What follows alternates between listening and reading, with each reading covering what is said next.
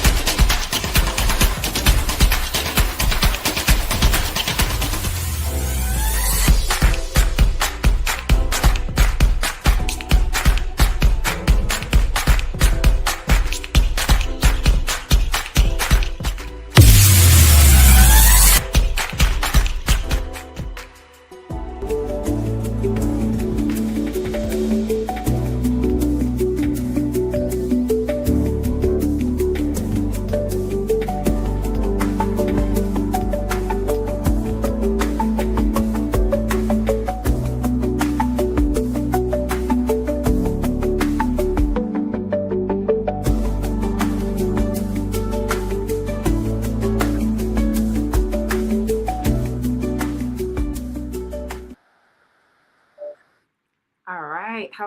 Hello. So excited to be back here. It's been a while, actually. I haven't done a live in a couple weeks because so much has happened. Can you believe it? We're already in Q2. So much has changed politically, economically, socially. I know all of you are feeling it. I am reading the DMs, I'm reading the emails. Like, I am literally alongside my entire team reading the messages now because it has become, quite frankly, almost surreal what has happened and changed in business over the past couple of weeks. And it's not going to go back to what it was prior to the pandemic. It's not going to go back to what it was prior to the launch of ChatGPT in 2022. And it's not going to go back to what it was 6 months ago, right? And so this conversation is meant to, first and foremost, really just have a level-headed conversation about where the state of business is today and where you could really position yourself for success despite the craziness that is happening right now. So first and foremost, my name is Christine and Tim.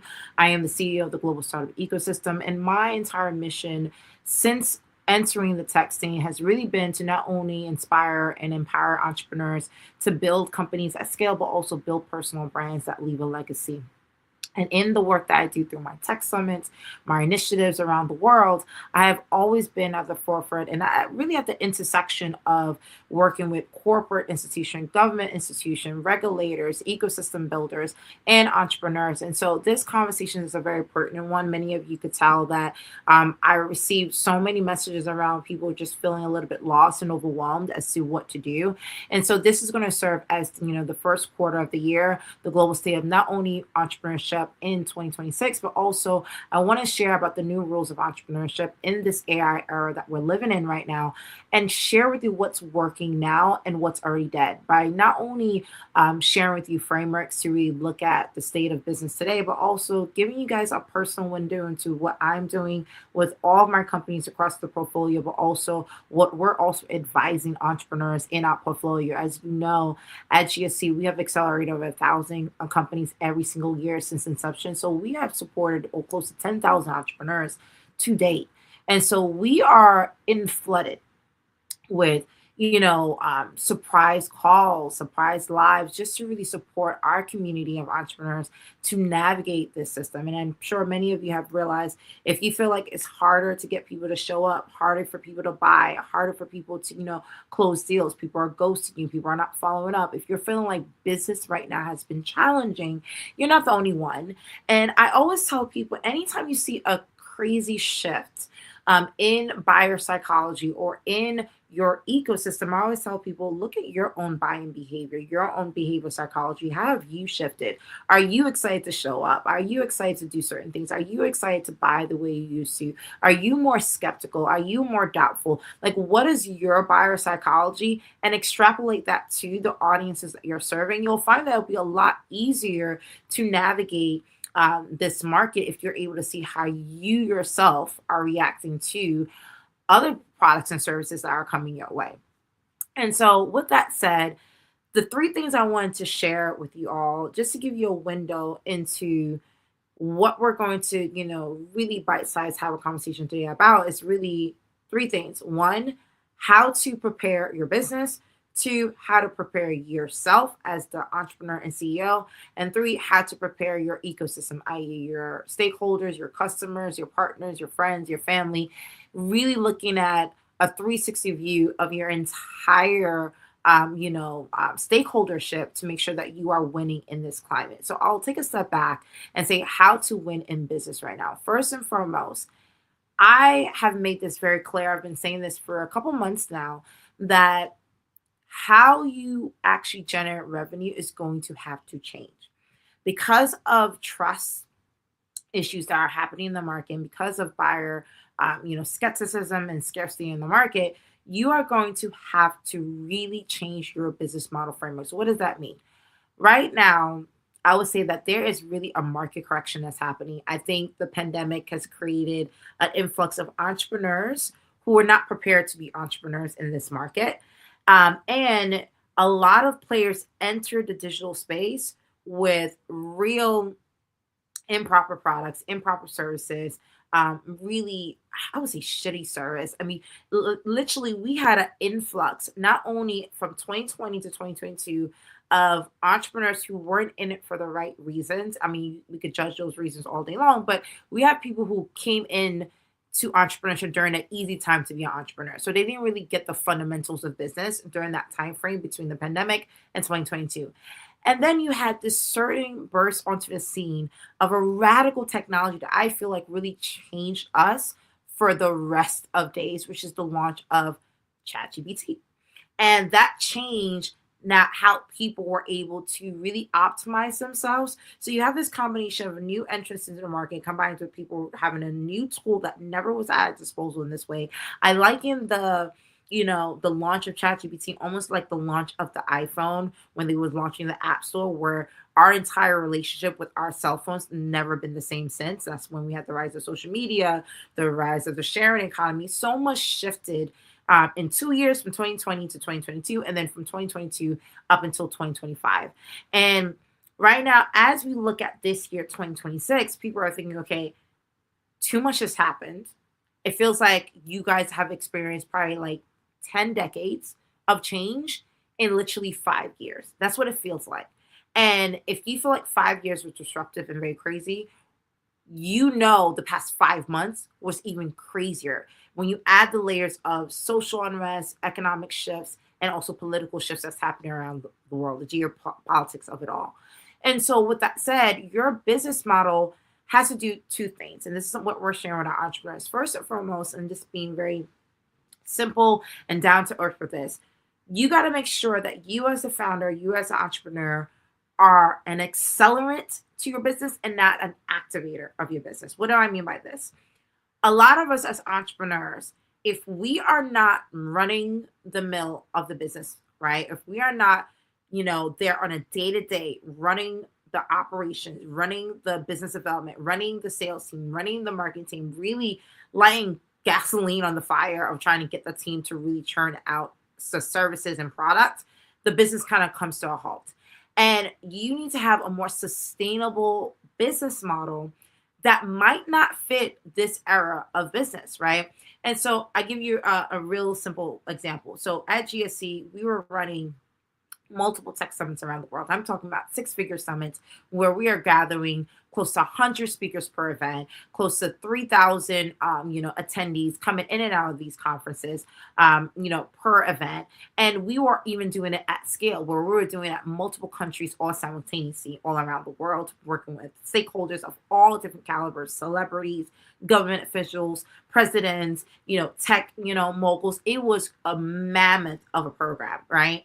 And I remember, looking at the growth that we were having over the years, and it was very clear that if I was not at the heart of launching these events, closing these deals, closing these partnerships, the summit will not even move forward, right? And so it took some time, and this is even before all these crazy things were happening with the market. It took some time for me to go back and really think about the business model without me. Where can the team run the entire framework, first off, of an event, but also an ecosystem, showcase platform for entrepreneurs, and close deals with external stakeholders who are invited to the event all simultaneously. And if they can't, how do I look at our operational framework, dissect it, break it down, reconstruct it to make it like pretty much a blueprint and a playbook for anyone on the team to be able to model? And that's what we started to do. Now, what happened there is, yes, there was a lot of friction we had to really overhaul the business model for close to 2 years. It was a very tough transition for our entire team, for our entire products, for our entire stakeholdership. However, we were able to now start running these events without me being a key glue to make these events move forward. And what happened is, if I showed up at an event, it was an accelerate, right? It was to accelerate the growth, the visibility, the caliber of the event, because my energy, my flow, how I was working the stage, how I was working the audience, how I was working the community, it became an accelerant and not the foundation of the event.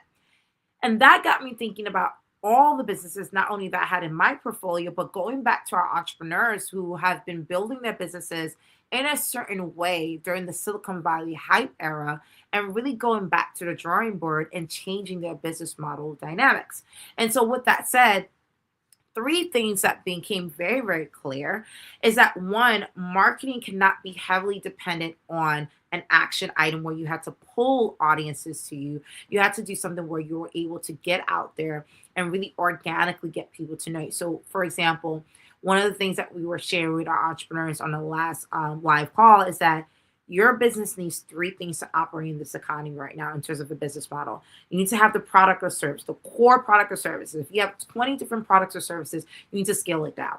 And this is very, very crucial, because I know sometimes we have a FOMO mentality where, well, this one is selling, this one's selling. But if you look at the numbers, which one is bringing you 80% of your bottom line, everything else, even if it's trickling in revenue, is actually taken away from you staying focused on the core product or service that's actually bringing in the maximum amount of revenue.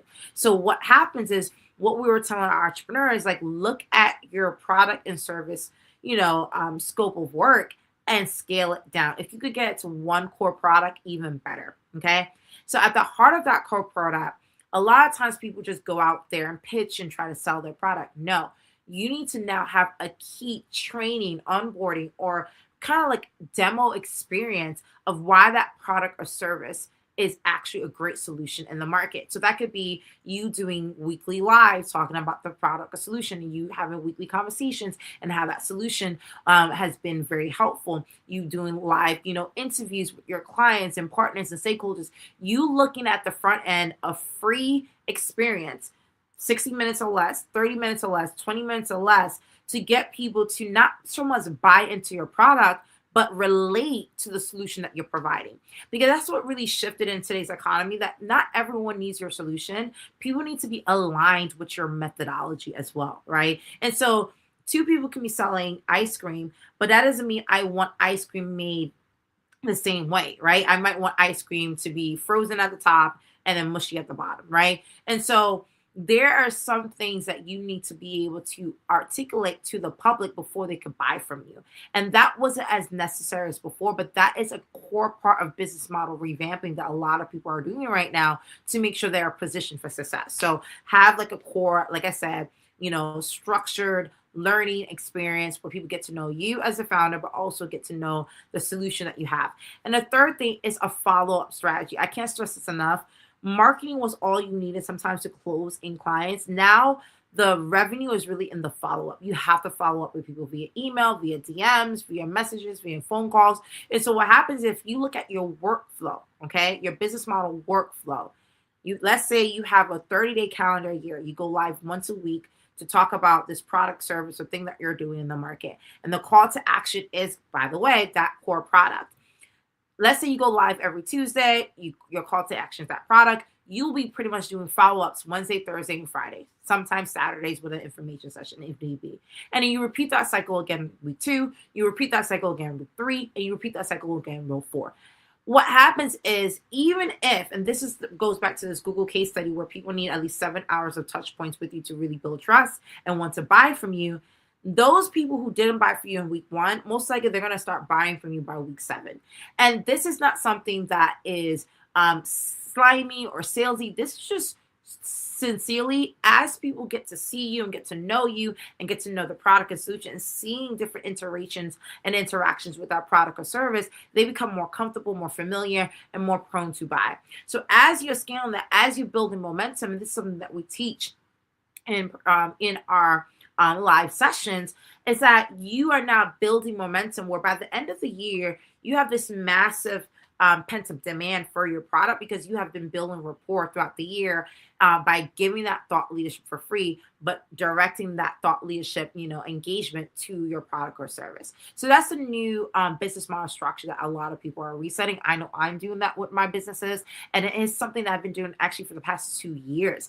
Almost every offer that I have for every one of my business, I've stripped down the number of products that we're doing, stripped down the number of service offerings that we're doing, and made sure that the business model, the core product, had a call to action, which is the core product, but also had a way of me going live and sharing with people why this was a great solution for whatever challenge that they were doing specific to that audience. Okay. So that's the first thing, really revamping and resetting your business model framework. Number 2 is also stop treating your personal brand as a side project. I cannot stress this enough. In a market where the world is getting overrun with AI and all these different fake players on the market, people need to get to know the founder behind any product or service right now. Gone are the days where I know there was a lot of virality around having faceless accounts. Go ahead, you could do it. But if you want to build momentum, legacy, brand recognition, respect, a reputation that really opens doors, you need to show up more, right? And so one of the frameworks that we've been showcasing in Personal Brand Business School specifically, which is a separate series that I've been doing privately with my clients, part-time really, is really sharing with them like, okay, what is your personal brand management strategy right now? How are you showing up, giving people a window to you? And that doesn't mean showing your private affairs where you're going live every single day, doing a day-to-day and just doing an inspirational quote and think that that's personal brand management. No.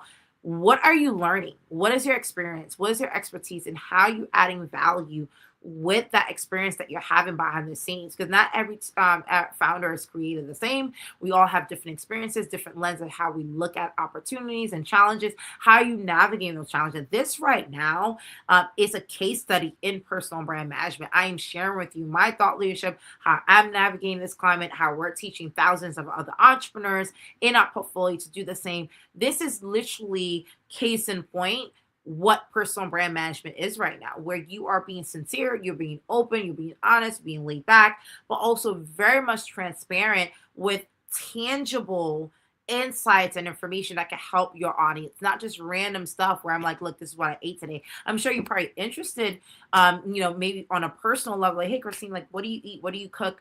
How are your kids doing? Because everyone knows I just had my 5th child. Great.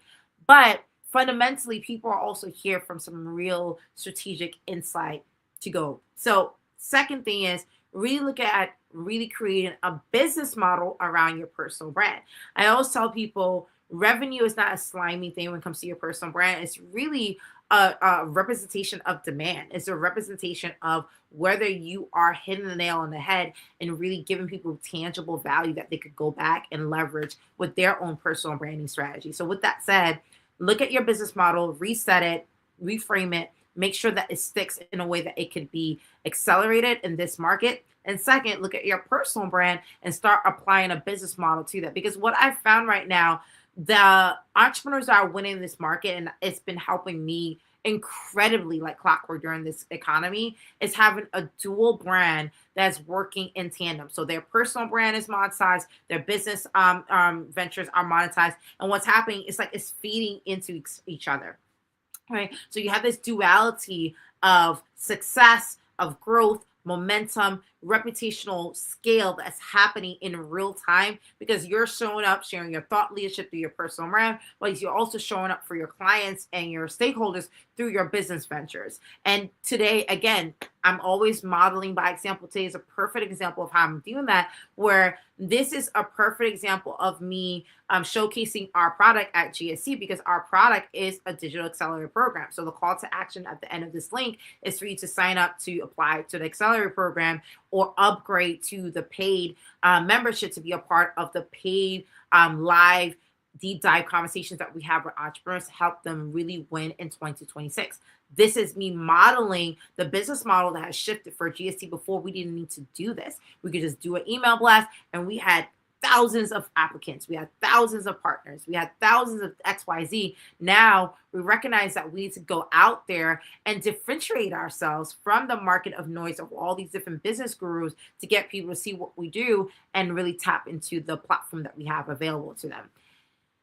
Part two to that, I'm also going live later on today to talk specifically about how to make your personal brand with you. That's me giving thought leadership specifically from me as a founder, as Christina and Tim, from my personal brand perspective, and monetizing that as well, because obviously I have a membership community private where I support entrepreneurs, successful entrepreneurs who have been winning and want to stay on top of their game in this economy. So that is how I'm going live on that. So I'm going live twice.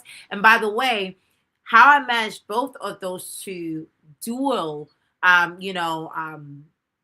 would say requirements or commitments, it's really scheduling. How am I showing up every week? How am I showing up every month? And making sure that I have a consistent rhythm, or what I would say schedule, that keeps me looking forward to it. Make sure that, my kids are in school, my business deals are scheduled at a certain time. These lives are scheduled at a certain time. And I'm able to, have a great, evening with my family where it's not disruptive. It's not colliding. It's all in sync, but I'm still being able to show up and really add value. So that is the second thing around your personal brand. And the last but not least is, how do you manage your stakeholdership, right? How do you make sure that you are navigating this in a way? And I'm going to tell you straight up, I've been doing a lot of one-on-one conversations with peers in my network. So I'm having one-on-one conversations with my client list, my corporate list, anyone that I have spoken to in the past. So I've spoken at over 300 different conferences and events, and many times I get invited back over and over to keynote, to workshop, to facilitate an event. So I've been following up with them, like, how's your content leadership right now this year? How are your students? How are your clients? How are your employees? Like, really following up with previous clients, because that's part of my stakeholders. And when you look at your stakeholders, is your previous clients, previous partners, previous, collaborators, peers, people that I worked with and collaborate in the past. I'm actually having conversations. And what I do once a month now, I have about 3 hours dedicated to just catching up with people. And these could be 20-minute calls, 60-minute calls, depending on the person, the relationship, and the level of that relationship. But I'm going old school. I'm having conversations, because sometimes one of three things happen. One, you get to relate and bond with someone and build a deeper relationship, because people are not doing that anymore.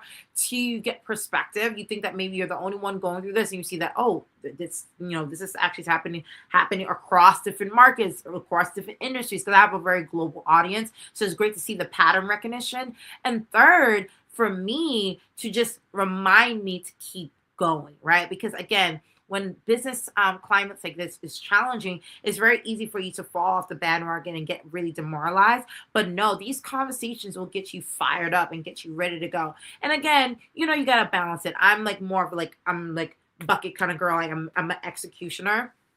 But I will say, even in a small way, maybe 2 conversations a month, 3 conversations a month can really help frame your perspective, because a lot of people are operating too much in silos. So they don't know what's happening in the market. I've had a client DM me just last week and say, Christine, your lives help me get a pulse on what's going on. So I'm like, look, I'm great, I'm flattered, but you need to do more than my lives, right? Have my life synthesize everything, but really you got to get out there. You got to talk to people. You got to connect with people. So with that said, this was meant to be a really brief live. Let me summarize by saying this. The state of entrepreneurship right now is very, very challenging. Yes, we could all state that. But I said this before, I do think there's a market correction happening right now. I am grateful for it because a lot of the bad actors are getting pulled out of the running.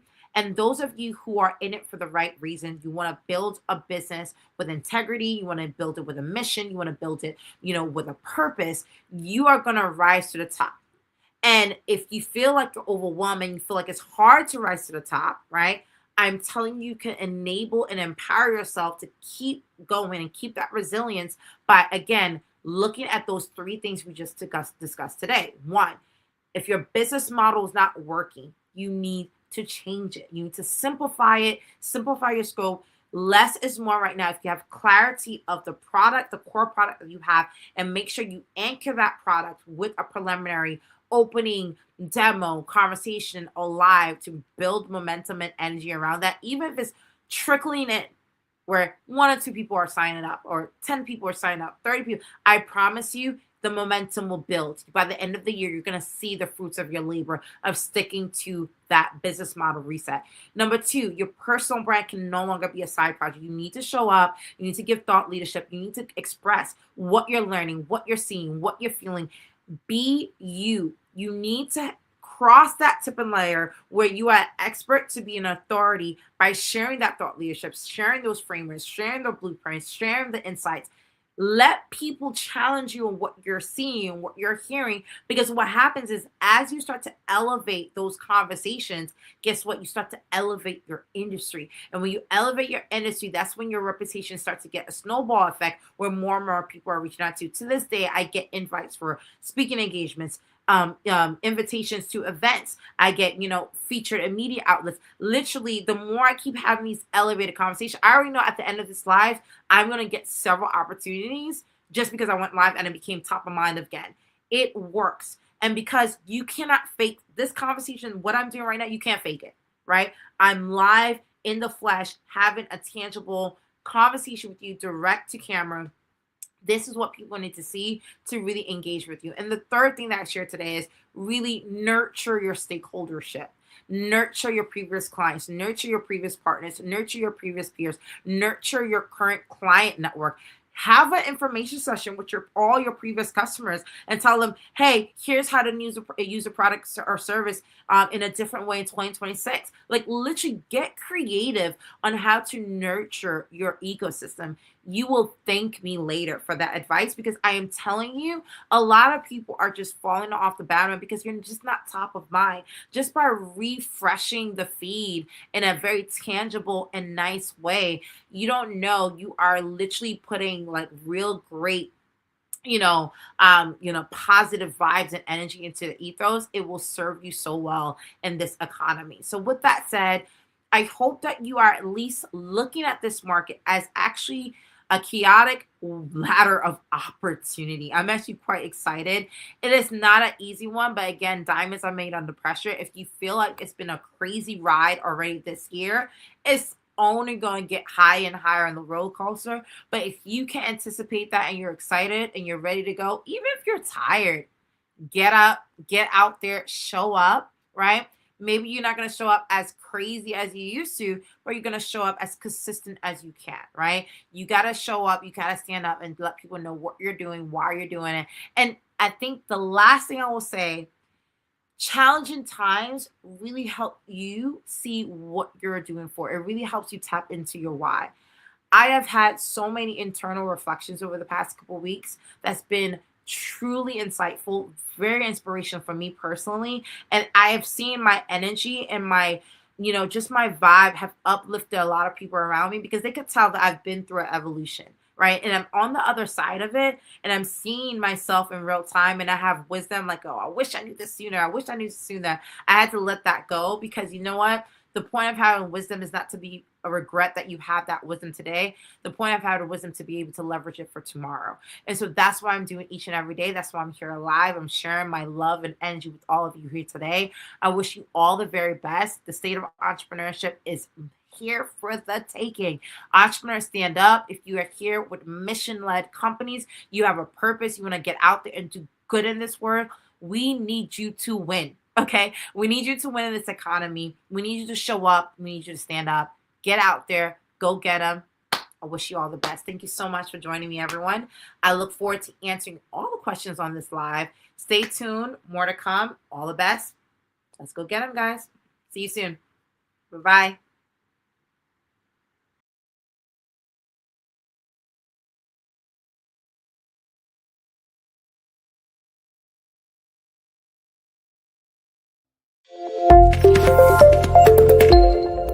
But this world, as big as it is, one person can be the tipping scale to really create a domino effect that no one ever seen coming.